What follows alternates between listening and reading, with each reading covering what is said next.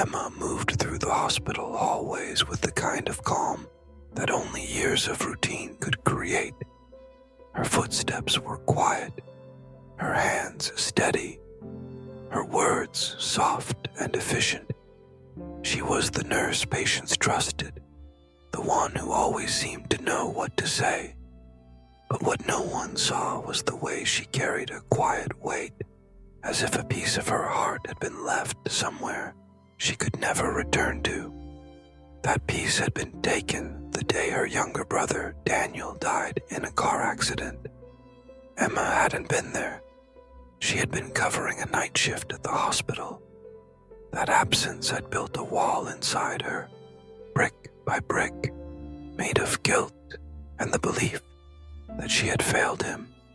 In the years since, she had kept her distance from anything that felt too close, too deep, too vulnerable. On a gray Tuesday morning, she walked into room 214, where Mr. Harris was waiting for his routine check. He was in his 80s, with eyes that seemed to carry a lifetime of both storms and sunshine. As she took his vitals, he asked her if she had ever lost someone she loved. The question caught her off guard, but she simply said yes. Mr. Harris nodded, his voice low but warm. He told her about his wife, gone 10 years, and the son he had lost when he was just a boy. He didn't speak with bitterness, but with a strange lightness, as if grief had been folded gently into the fabric of his life. He said the hardest part wasn't the pain itself. It was learning to live again without letting that pain decide everything for you. His words unsettled something inside her. She realized she had been letting her pain steer her life for years, avoiding family gatherings, skipping old friends' calls, keeping her days full so there was no room for memory to creep in. But here was a man who had lost more than she could imagine, still speaking with warmth, still able to smile when talking about love. Before she left, Mr. Harris looked at her and said, "You should go home, Emma. Not to the place where you sleep, but to the place where your heart remembers." She didn't answer, but the words stayed with her, trailing her through the rest of her shift. That night, as she sat alone in her apartment, the image of her childhood home came back to her. The white porch, the sound of Daniel's laughter drifting from the backyard, and with it came the ache she had been running from for so long. The next weekend, Emma found herself standing in front of her childhood home, her fingers curled tightly around the strap of her bag. The house looked smaller than she remembered, but the white porch was still there, the paint slightly chipped. She hesitated at the gate, feeling the years of distance pressing against her chest. Her parents hadn't seen her in person since the funeral. There had been phone calls, yes, but they were short and careful, as if all three of them were afraid that speaking too much might break something fragile.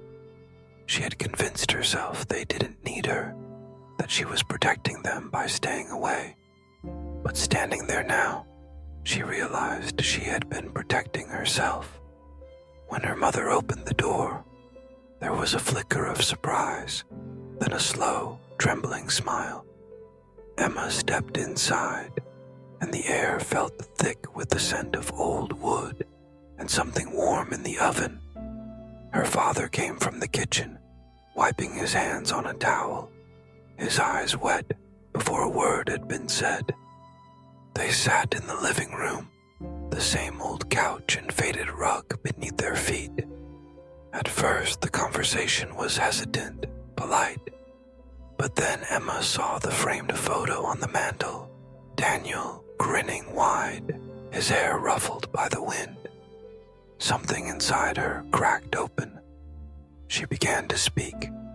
She told them about the night he died, how she had been at the hospital, how she had carried that guilt like a shadow. Her voice shook as she said she thought she had failed him, failed them. Her mother reached for her hand, squeezing it so tightly that Emma felt the pulse of her heartbeat. Her father's voice was low but steady when he said, "You never failed us. Daniel loved you. That's all there ever was." Tears came then, for all of them, not just for what they had lost, but for the years they had let slip by in silence. They spoke about Daniel, his silly jokes, the way he could never pass by without making them laugh. For the first time in years, Emma felt the memories without the sharp sting of guilt. That night, as she sat on the porch with her parents, the sky was heavy with stars. She realized the weight in her chest had shifted, not gone, but lighter, as if she had finally set down part of what she had been carrying alone. She thought of Mr. Harris's words about going home. She understood now. Home wasn't just a place. It was the people who loved you, even when you couldn't see past your own pain. Some lessons arrive quietly, wrapped in moments we almost turn away from. For Emma, it was a patient's gentle wisdom and the courage to step back into the place she feared most. Grief doesn't vanish, but when we share it, it softens. And love, once opened again, can reach into the deepest shadows and bring light. Perhaps your own heart holds a door you've avoided for too long. Maybe it's time to turn the handle. If this story touched you, share it with someone who needs it, and join us for more tales that remind us what it means to be human.